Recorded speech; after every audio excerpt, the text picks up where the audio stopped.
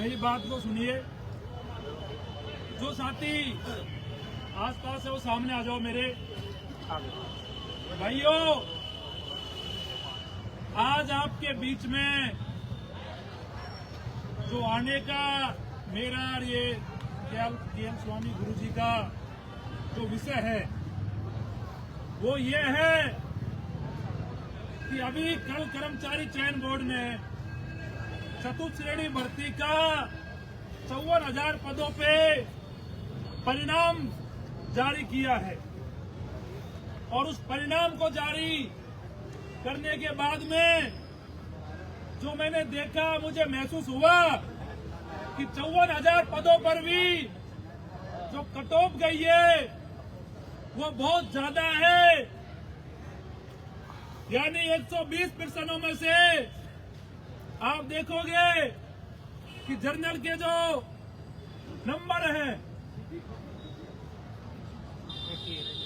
88 question है, 1/3 negative होने के बावजूद सभी कैटेगरियों में कट ऑफ बहुत ज्यादा जाने से बच्चों में एक मायूसी है। सभी बच्चों ने कहा मनोज भाई कट ऑफ बहुत ज्यादा गई है, आप हमारी बात को सुनो, हमारा नंबर नहीं आया। गांवों में ग्रामीण लोग हैं, गांवों में बैठा हर व्यक्ति ये अनुमान लगा के बैठा था कि 54,000 की भर्ती में हमारे बेटे बेटियों का नंबर आ जाएगा, नौकरी लग जाएंगे, परिवार को संबल मिल जाएगा, ब्याह शादियां हो जाएंगे। लेकिन आज भी इतने ज्यादा कट ऑफ जाने से उन ग्रामीणों का जो किसान परिवार से आते हैं उन बच्चों का नंबर नहीं आ पाया। बोर्ड के जो चेयरमैन हैं आलोक राज जी वो ये कह रहे कि ईमानदारी से रिजल्ट आया है। मेरे भाइयों, मैं आलोक राज जी से कुछ सवाल पूछने आया हूँ आपके बीच में। वैसे तो आलोक राज जी ट्विटर पर बैठकर किसी की शादियां करा रहे, किसी को जन्मदिन की बधाइयां देंगे या और सारी चीजें करेंगे, लेकिन मनोज मीणा के सवालों का जवाब आलोक राज जी के पास में क्यों नहीं है?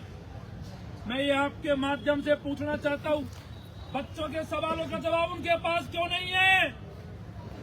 आज से 4 महीने पहले भी 10 महीने ट्वीट करे थे, उनसे जवाब मांगे थे, कोई जवाब नहीं आया। जब ये इतना बड़ा रिजल्ट इन्होंने जारी करा है तो मेरा उनसे पहला सवाल है आलोक राज जी से कि आलोक राज जी, आप ये कह रहे हो कि रिजल्ट में कोई गड़बड़ियां नहीं हुई। मैं आपसे पूछना चाह रहा हूं कि आपने नियम बना रखा है कि पेपर लीक को रोका जाए, उसके लिए हम ओमार शीट में 5 ऑप्शन देंगे। 5 ऑप्शन का नियम आपने शुरू करा, अच्छी बात है, हमने इसका समर्थन किया। लेकिन आपने साथ ये भी कहा कि 10% से ऊपर है कोई ई ऑप्शन को खाली छोड़ देगा तो उसकी ओमर चेक नहीं होगी। नियम है कि नहीं, बताओ मेरे को। मेरे सामने एक ऐसी ओमर है जिसमें 14 ई ऑप्शन खाली छोड़े हुए। कितने? 14। और उनका परिणाम में नाम है 2 गुणों में, उनका 1 गुणों में भी होगा। ऐसे पता नहीं कितनी और बहुत सारी ओमार है जिनमें गड़बड़ियां हुई होंगी, धांधलियां करी होंगी।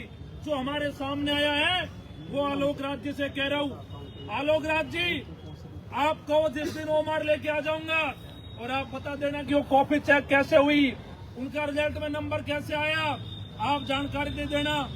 दूसरा मैं आलोक राज जी से पूछना चाहता हूँ, आप कह रहे हो कि बच्चे पढ़ने लग गए इसलिए कट ऑफ जाती है, तो आलोक राज जी जब बोर्ड के चेयरमैन आप नहीं थे तब क्या बच्चे अनपढ़ थे क्या?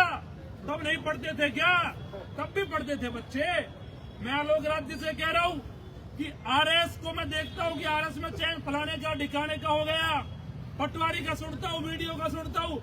4th क्लास में 10 फोन भी ऐसे नहीं आए तो ये क्या मनोज भाई मेरा चयन हो गया।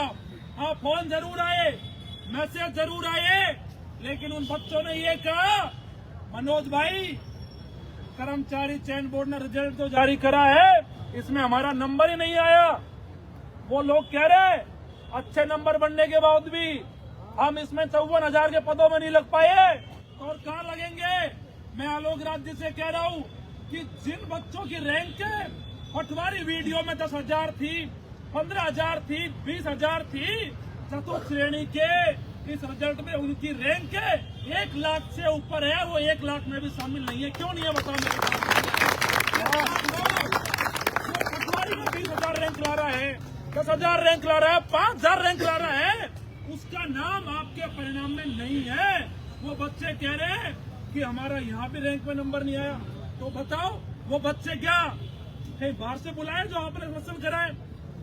आलोक राज जी, जिनका नंबर आया है कहीं वो नासा के तो नहीं है, कहीं बाहर से बुला लियो आपने, तो आपको जवाब देना चाहिए। और आप कह रहे हो मैं खुला चैलेंज दे रहा हूँ, जयपुर की धरती से दे रहा हूँ, आप इस बात को दोबारा मत कहना कि बोर्ड में ओमार नहीं पलटी जाती, ये कोरा झूठ है। 2020 चयन डिप्लोमा की भर्ती मैं आलोक राज जी को याद दिला रहा हूँ, ओमारे होटलों में भरी गई, और उस मामले में कर्मचारी चयन बोर्ड का होम गार्ड आज भी सस्पेंड है। यूपी पुलिस ने उस पर मुकदमा दर्ज करा, क्योंकि जो ओमार सीट होती है, इनकी जांच करने की एजेंसियों के ठेके भी बाहर की कंपनियों को मिलते हैं। और 2020 में ओमारों को जब जांच हो रही थी उस समय चयन भर्ती की, तो वो कंपनी यूपी की थी, और उस कंपनी के ऊपर ये केस हुआ, और कर्मचारी चयन बोर्ड के कर्मचारी सस्पेंड है ओमार बढ़ाने के आरोप में। और आपको सबूत दे के आया, आपकी टेबल पे केस चल रहा है एसओजी में, आज भी एक जयन को पकड़ा गया 2020 की भर्ती में। तो मेरे को ये बताओ, जो नीचे का स्टाफ है 2020 में भी वही था आलोक राज जी, या नया आया वही है? तो ये कैसे संभव नहीं हो सकता कि चतुर्थ श्रेणी में ओमार की धांधली नहीं हो सकती? बताओ मेरे को भाइयों, हो सकती है ना? हो सकती है। आप इतने साफ हो, इतना ही आप ईमानदार हो, तो ओमारों को सार्वजनिक क्यों नहीं करते? कौन सा डर है आपको?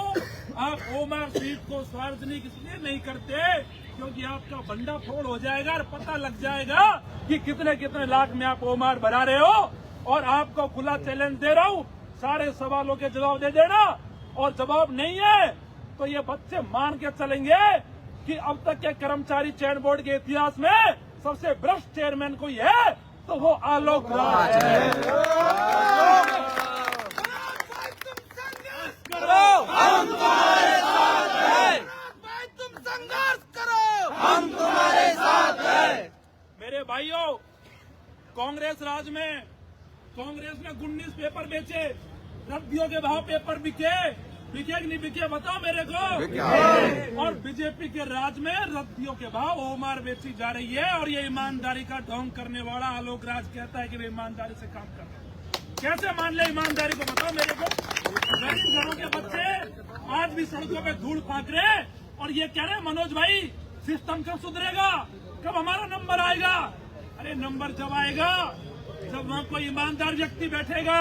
भजन लाल जी, मैं आपसे भी निवेदन कर रहा हूँ, अशोक गहलोत जी की तरह अगर आपको आराम करना है तो ये काम 3 साल और कर लो, जनता आपको भी घर बैठा देगी। और नहीं तो बच्चों के भविष्य के साथ में खिलवाड़ मत करो, और कर्मचारी चयन बोर्ड में नया चेयरमैन बैठाओ, इस व्यवस्था को बदलो, धांधली को रोको, जिससे ईमानदारी से गरीब किसान परिवार के बच्चे नौकरी लग सके। नहीं तो ऐसे लोग बैठे हुए जो सिस्टम को खोखला करते रहेंगे और बच्चों के साथ अन्याय होता रहेगा। मेरे भाइयों, आप लोगों के सामने मैंने ये जवाब मांगे आलोक राज जी से, और कह रहे बच्चे बहुत पढ़ रहे हैं। बच्चे तो पढ़ रहे हैं आलोक राज जी, पर पता नहीं वो आप उनको कहाँ पढ़ा रहे हो। बच्चे पहले भी पढ़ते थे और बच्चे आज भी पढ़ रहे हैं, लेकिन ईमानदार बच्चे तो अभी भी बेचारे घूम ही रहे। तो आलोक राज जी से निवेदन है कि जो हमारे सवाल है, हमारी मांगे हैं, अगर आप ईमानदार हो तो जवाब दे देना, और नहीं तो मेरे को कहने की जरूरत है क्या भाइयों? आलोक राज बेईमान है, भ्रष्टाचारी है और घपले कर रहा है बोर्ड में। सही बात है कि नहीं, बताओ मेरे को। अगर जवाब नहीं आते हैं तो आप ये मान के चलना, बहुत सारे सबूत है आगे आपको और भी मिल जाएंगे। और आलोक राज जी कहता है सबूत लाओ, सबूत लाओ, सबूत लाओ। अरे आलोक राज जी, आप चेयरमैन हो, बच्चे पढ़े सबूत लाए। आपको बच्चों का ये काम थोड़ी है कि बच्चे सबूत लाते फिरे, आपके पास एजेंसी आए, आप उस पद को छोड़ो तो आपके खिलाफ सबूत आ जाएंगे। आप वहाँ बैठे हो, आपके बोर्ड के कर्मचारी नहीं कह सकते, कोई व्यक्ति नहीं कह सकता। सबूत तब आएंगे जब आप हटेंगे। आप जब तक बैठे रहोगे कोई सबूत नहीं आएंगे। पहले भी चेयरमैन था हरिप्रसाद शर्मा, पीटीआई भर्ती में खूब जम के घोटाला करा, जब तक रहा, जब तक किसी ने उंगली नहीं उठाई। और आज पूरी पीटीआई भर्ती की जांच चल रही है एसओजी में और लगातार सबूत आ रहे। और आलोक हरिप्रसाद जी तो इस्तीफा दे के घर चले गए और आज बच्चे घूम रहे। ऐसे ही आलोक राज जी तो किसी दिन निकल लेंगे इस्तीफा दे के, लेकिन बच्चों का भविष्य खराब हो गया, उसका क्या होगा। मेरे भाइयों, आप लोग मन बना लो, एसआई भर्ती रद्द कराने के बाद में और फर्स्ट ग्रेड के आंदोलन के बाद में आज बहुत दिनों बाद बच्चों की मांग उठाई है, क्योंकि बच्चे खुद लड़ना नहीं चाह रहे। बच्चे जब तक खुद समझदार नहीं होंगे, खुद की लड़ाई नहीं लड़ेंगे, कोई बदलाव संभव नहीं है। आलोक राज की जगह कल कोई और होगा और आपको लूटता रहेगा। अगर ये व्यवस्था नहीं बदलेगी तो कुछ नहीं होगा। अगर अपने सवालों का जवाब नहीं आता है, और अभी तो 2 गुनाओं की कट ऑफ आनी है, जब 2 गुनाओं की कट ऑफ आएगी तो ये कट ऑफ और बढ़े, ये गुना कट ऑफ आएगी तो ये कट ऑफ और बढ़ेगी। जब आपको पता लग जाएगा, जब जर्नल की कट ऑफ 95 में जाएगी और वो लोग भी बाहर हो जाएंगे जिनका सिलेक्शन हुआ, आज मान के बैठे, तो आप सोचना कि कितना बड़ा घोटाला हुआ होगा।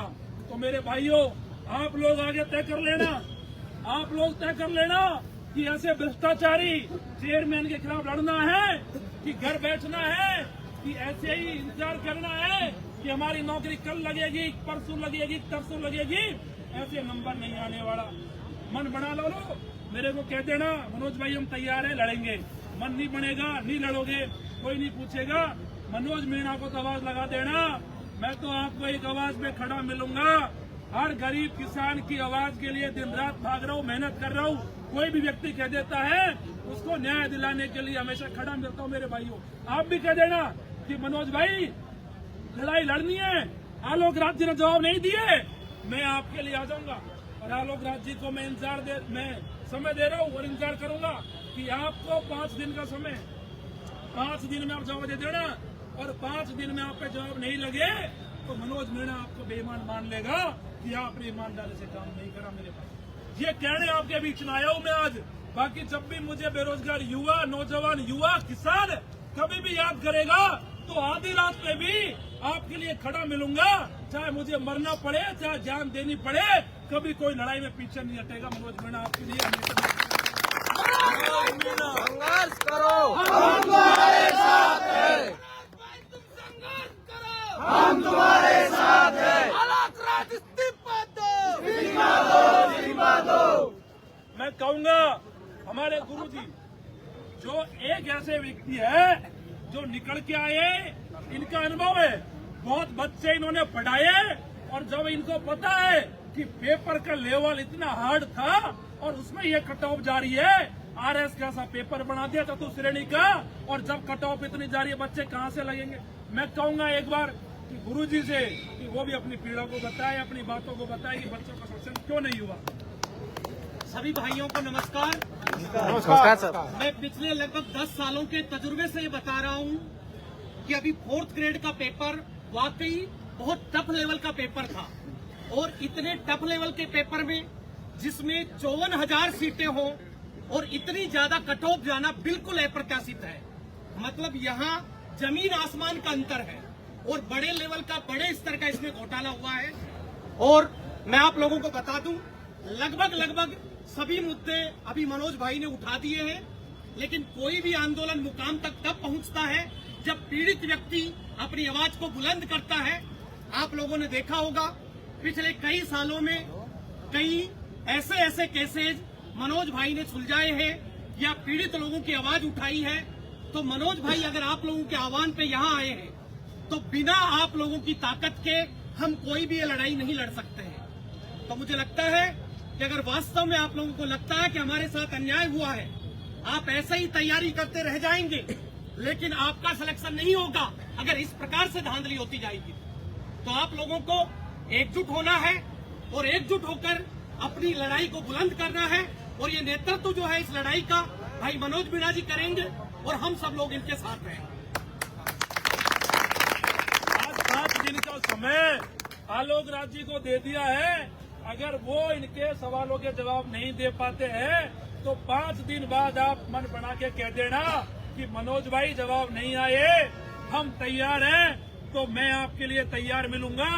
और एक ज्ञापन मेरे को भाइयों ने और दिया है कि अभी कर्मचारी चयन बोर्ड ने एलडीसी की 10,644 पदों पे भर्ती